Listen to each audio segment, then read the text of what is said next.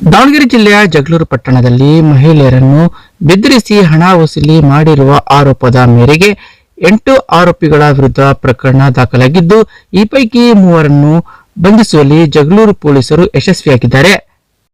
ಏಕಾಏಕಿ ಮನೆಗೆ ಬಂದ ಆರೋಪಿಗಳು, ನೀವು ಮನೆಯಲ್ಲಿ ಮಹಿಳೆಯರನ್ನಿಟ್ಟುಕೊಂಡು ವ್ಯವಹಾರ ನಡೆಸುತ್ತಿದ್ದೀರಿ, ನಮ್ಮ ಬಳಿ ಈ ಬಗ್ಗೆ ಸಾಕ್ಷ್ಯಾಧಾರಗಳಿವೆ, ನಿಮ್ಮ ವಿರುದ್ಧ ಮಹಿಳಾ ಆಯೋಗಕ್ಕೆ ದೂರು ಕೊಟ್ಟು ಮಾಧ್ಯಮಗಳಿಗೆ ಹಾಕಿ ನಿಮ್ಮ ಮಾನ ಮರ್ಯಾದೆ ಹರಾಜು ಮಾಡುತ್ತೇವೆ ಎಂದು ಬೆದರಿಕೆ ಹಾಕಿದ್ದರು.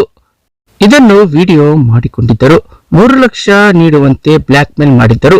ಹಣ ಕೊಡುವವರೆಗೆ ಕೊರಳಲ್ಲಿದ್ದ ಬಂಗಾರದ ಸರ ಹಾಗೂ ಮೊಬೈಲ್ ಅನ್ನು ಬಲವಂತವಾಗಿ ಕಸಿದುಕೊಂಡು ಹೋಗಿದ್ದರು ಎಂದು ಪಟ್ಟಣದ ನೀಲಂಬ ಎಂಬುವರು ಪಟ್ಟಣದ ಪೊಲೀಸ್ ಠಾಣೆಗೆ ದೂರು ನೀಡಿದ್ದರು. ಈ ಘಟನೆ ಸಂಬಂಧ ಜಗಳೂರು ತಾಲೂಕಿನ ತಿಮ್ಮೇಶ್, ಗುರುರಾಜ್ ಹಾಗೂ ಸಂತೋಷ್ ಎಂಬವರನ್ನು ಬಂಧಿಸಿ ನ್ಯಾಯಾಂಗದ ವಶಕ್ಕೆ ಒಪ್ಪಿಸಲಾಗಿದೆ. ಉಳಿದ ಆರೋಪಿಗಳ ಪತ್ತೆ ಕಾರ್ಯ ನಡೆದಿದೆ ಎಂದು ಜಗಳೂರು ಸಿಪಿಐ ಸಿದ್ದರಾಮಯ್ಯನವರು ತಿಳಿಸಿದ್ದಾರೆ.